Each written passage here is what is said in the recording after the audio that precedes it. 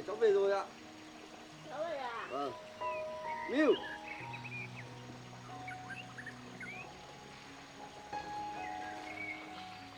Miu. Con nghỉ tay ra bàn uống nước đi bà không phải làm đâu bà. Vâng. Đi Miu.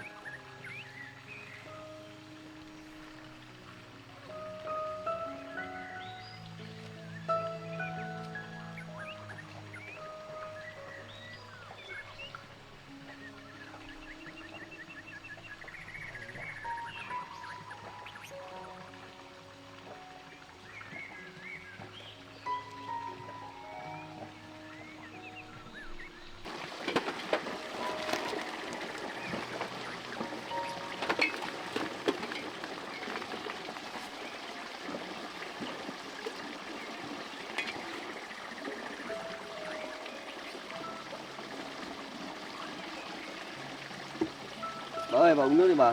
Vâng. Uống nước cháu. Vâng ạ.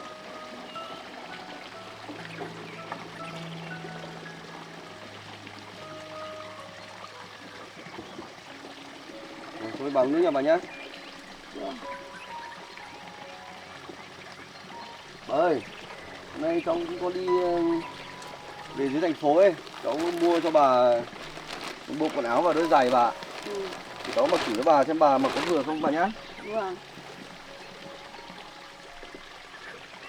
Đây bà.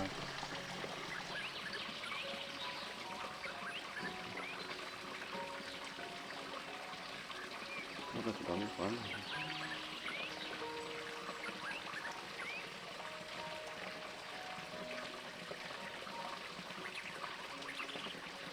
May quá vừa bà nhỉ? Ừ. Vừa. Ôi, nó vừa rồi bà. Đây cháu từng mua thêm cả mũ cho bà nữa này. Chỉ đội vào cho xanh.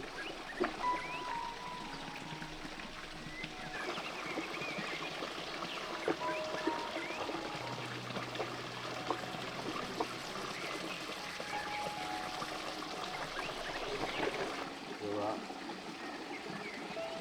Đây cháu mua cả cho bà đôi giày nữa mà. Đây cháu đeo cho bà.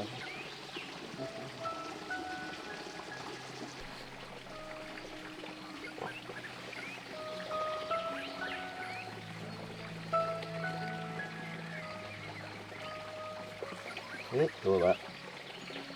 Đây còn bên này nữa xem. Vừa luôn bà nhỉ? Ừ. Đấy, thôi được bà. Có vừa luôn. Ừ. Cái đẹp luôn, bà đứng dậy cho thế nào. Đây bà đứng lên không? Đấy được rồi. Bà ngồi đây nào bà. Được. Bà đeo đôi giày này vào cho nó ấm chân bà nhá. Vâng.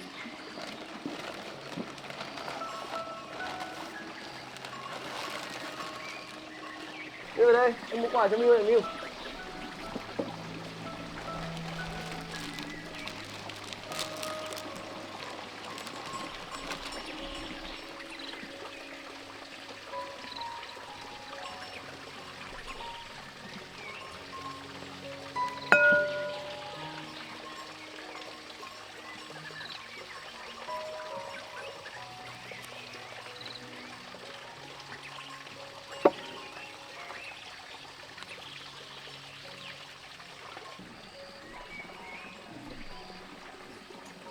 Hôm nay bà trông nông trại của cháu một hôm bà có thấy ở đây bà có thấy quen không bà? Quen rồi. À.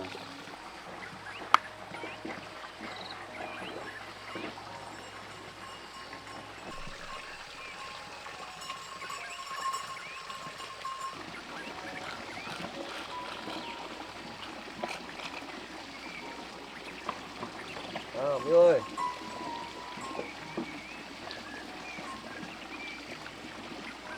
Ngon không?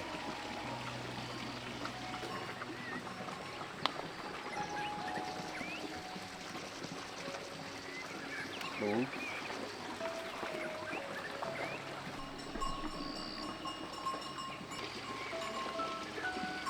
Đây vẫn còn nhé bà nhé.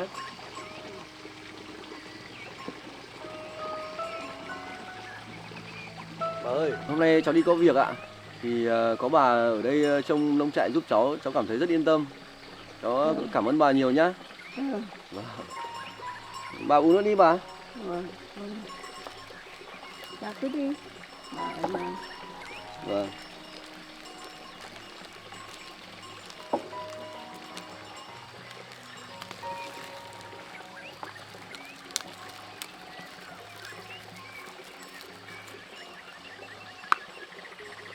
Thế bà ơi, cháu mời bà này. Ủa cháu uống đi, bà đủ rồi. À, bà cứ uống đi bà.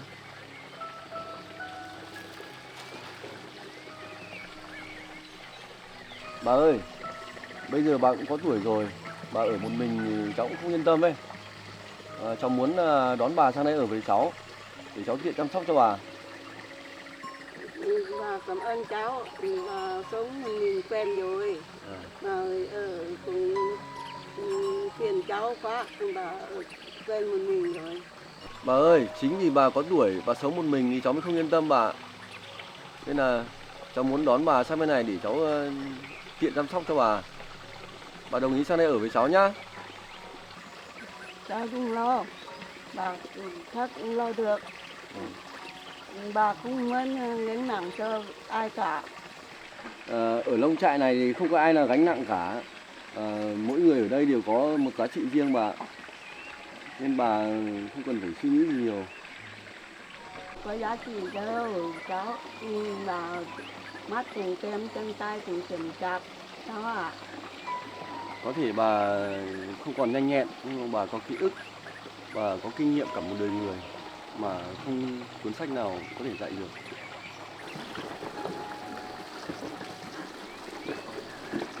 Bà sợ làm phiền cháu còn rất trẻ. Bà ơi, chính vì sự có mặt của bà thì sẽ khiến nơi này ấm hơn.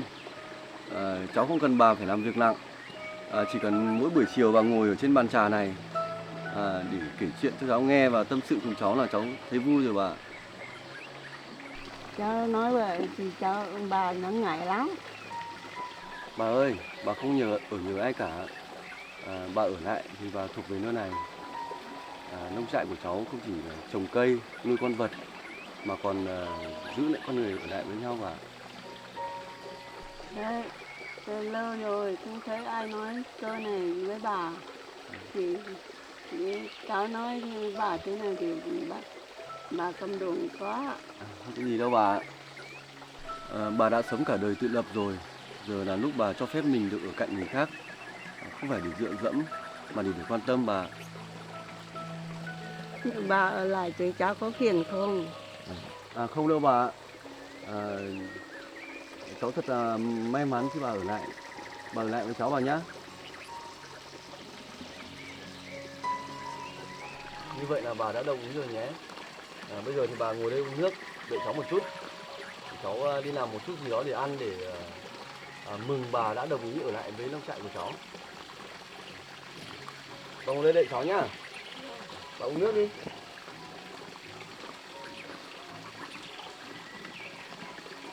Bà ở đây đợi cháu đi làm một lúc là xong rồi bà. Vâng.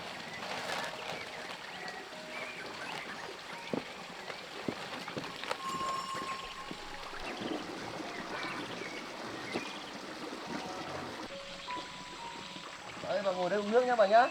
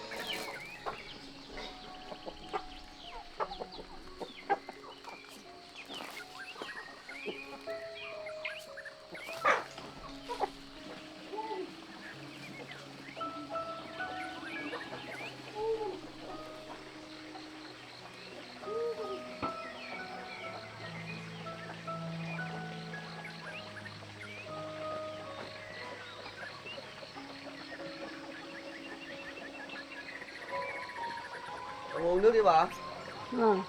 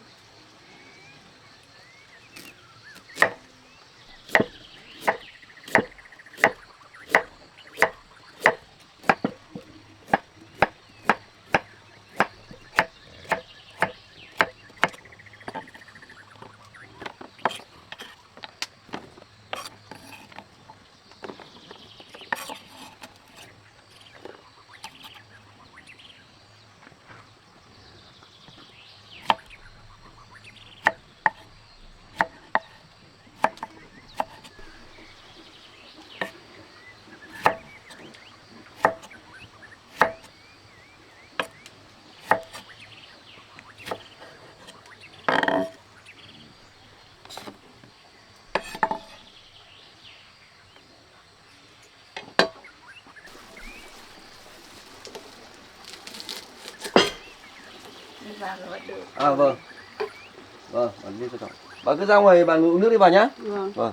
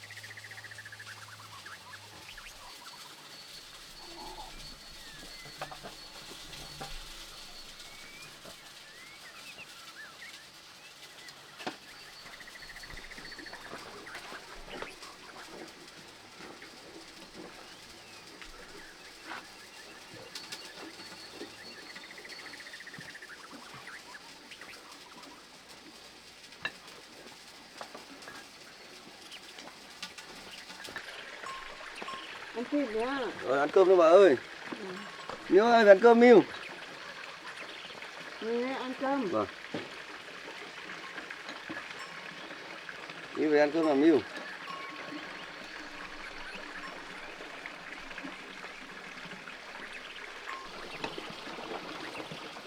Bà ơi, cháu mời bà này. Vâng. Vâng. Bà cứ ăn tự nhiên vào nhá. Ừ. Rồi để cháu lấy cơm cho Miu ạ.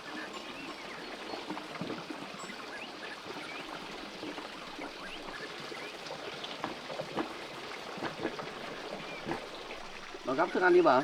Ừ. Để cháu lấy cơm cho Miu ạ.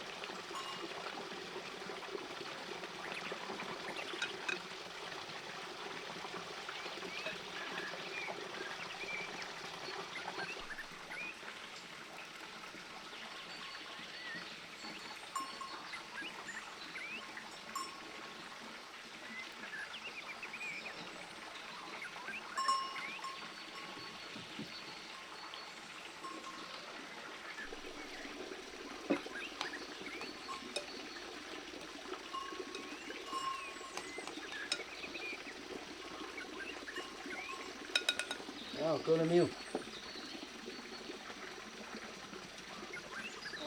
Vâng ạ, bán cơm đi bà.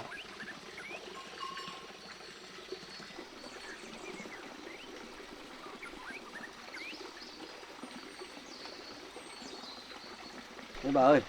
Rồi, bán nhiều vào bà nhá. Vâng.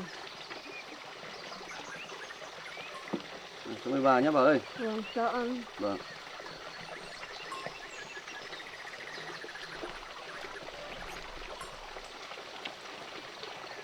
Ở đây thức ăn cháu làm có ngon không bà? Vâng.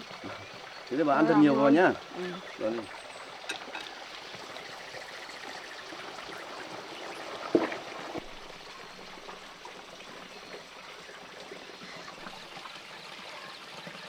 Đấy bà ơi, cháu mời bà này bà. Vâng, cho ăn. Vâng. Bà ăn thật nhiều vào bà nhá. Ừ.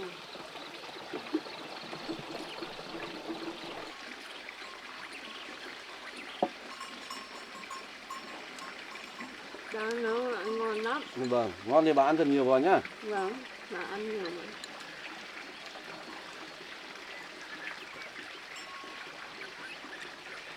Đây cháu mời bà này bà ơi.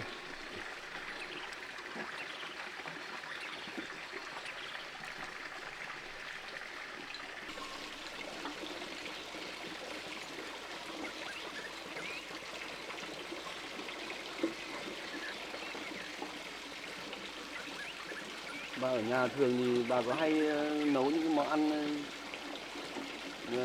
kiểu như này không bà? Vâng, thỉnh thoảng nấu. Vâng. Bà ăn thêm thịt nữa đi bà. Bà ăn nhiều rồi, con cũng ăn. Vâng ạ. Cháu cũng ăn. Cháu nấu cơm ăn ngon lắm. Vâng. Cháu bao nhiêu tuổi rồi? Nấu cơm có ăn ngon à? Cháu năm nay 35 tuổi rồi bà. Ừ, Vâng. nấu ăn ngon. Ngon thì bà ăn nhiều vào nhá bà nhá. Vâng, bà ăn nhiều mà. Thế thì cháu bóc tôm cho bà. Bà ăn thật nhiều vào mới có sức khỏe bà.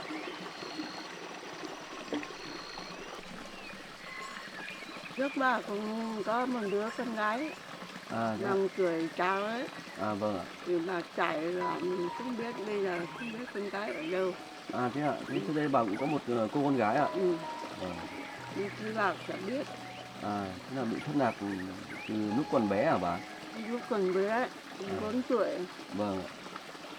Vâng, bà ăn nhiều vào Vâng. nhá. Cháu không ăn. Vâng ạ, cháu vẫn ăn mà bà. Thế thì bà bị thất lạc cô con gái đó ở đâu ạ? Bà lâu quá bà cũng không nhớ. À. Nhớ là bà không biết ở đâu bà không biết. Thế ạ. Hồi còn trẻ bà cũng đi tìm khắp nơi không thấy con Thế ạ. gái ở đâu, mình không biết tìm. Vâng ạ. Bà cũng không muốn đi đâu chung sống bà, đứa con gái thứ hạng này bà cũng muốn ở đây chờ con gái về. Thế ạ. Vâng. Bà cứ yên tâm sống ở đây với cháu. cháu tin một ngày thì bà sẽ được đoàn tụ với cô con gái của bà.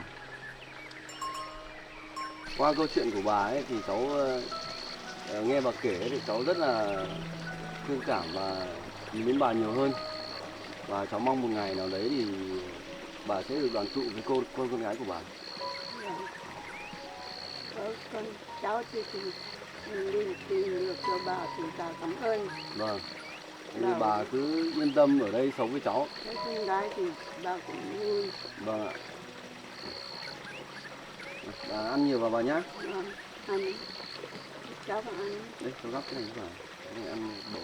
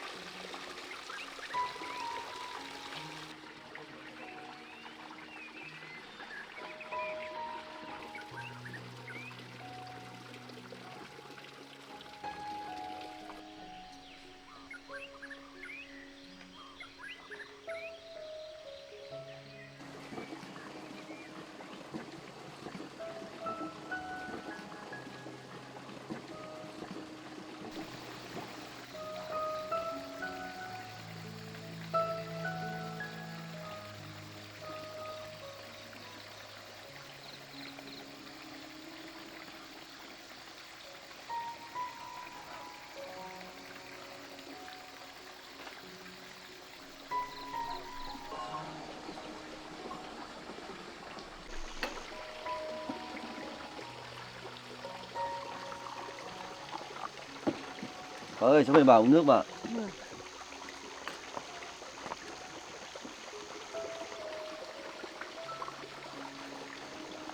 Nước cháu. Vâng, bà uống nước đi bà.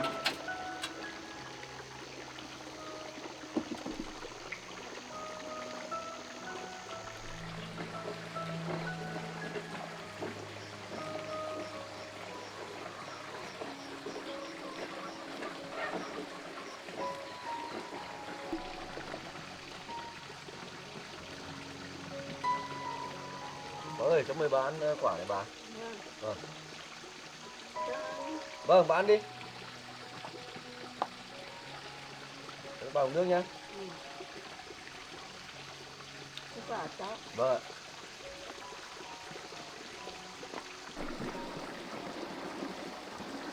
Biết có ngọt không bà? Ngọt.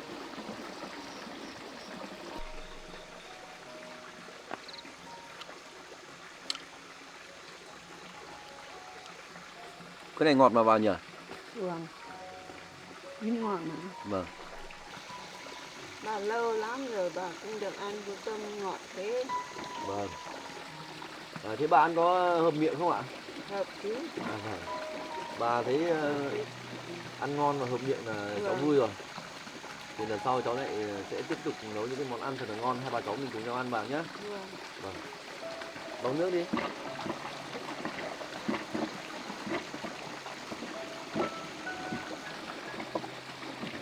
Bán quả lúc này bà. Thực ra là lúc bà quyết định ở lại ấy, cháu mừng lắm bà. Cũng tin chính mình.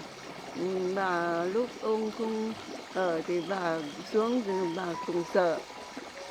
Mỗi khi đêm xuống bà cũng cảm thấy rất là sợ đúng không ạ? Ừ. Vậy thì từ giờ bà không cần phải sợ nữa. Từ nay sẽ có cháu bầu bạn với bà và chăm sóc cho bà. Cháu biết không, ngày xưa cái bà cũng có cái vườn nhỏ. Thế bà trồng cái gì ở trên mảnh vườn đấy ạ? Là trồng rau, trồng chuối, trồng cây thôi. Vâng. Rất là cháu thì cháu lại cũng rất là yêu về vấn đề trồng rau. Bà ngày xưa bà làm vườn, bà cũng chăm cái vườn cũng như là chăm ôm đấy. Vâng ạ. Thì sau này thì bà cũng yếu, bà mới bỏ hoang, Thế ạ. không làm được, thì bà bỏ. Vậy thì chắc bà buồn nhiều lắm mà nhỉ? Buồn chứ. Như bà buồn nhất, không ai buồn nói chuyện với bà Thế ạ. mới buồn. Vâng. Từ giờ bà có thể kể cho cháu câu chuyện, chuyện lớn chuyện nhỏ cũng được bà ạ. Cháu không không ừ, chê bà nói nhỏ. Không ạ, được nghe bà kể chuyện thì cháu cảm thấy rất là vui ạ. Vâng.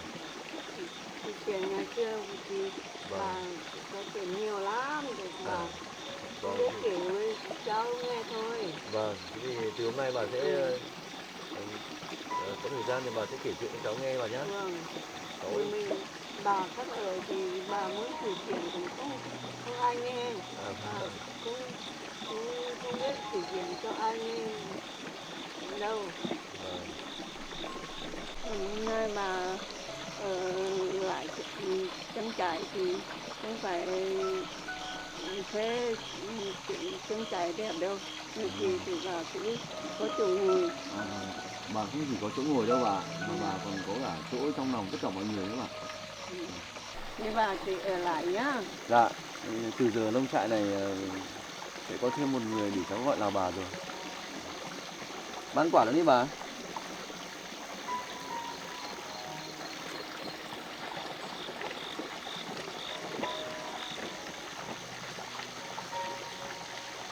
Bà ơi, cháu mời bà. Dạ.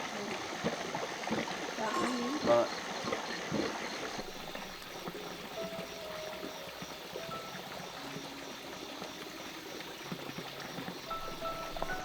Bán nhiều nhá. Cái này khá là ngon bà nhỉ? Có lẽ thì bà chắc chưa biết đến thân phận của cháu. Để hôm nào có thời gian thì cháu sẽ từ từ cháu kể cho bà nghe bà nhé.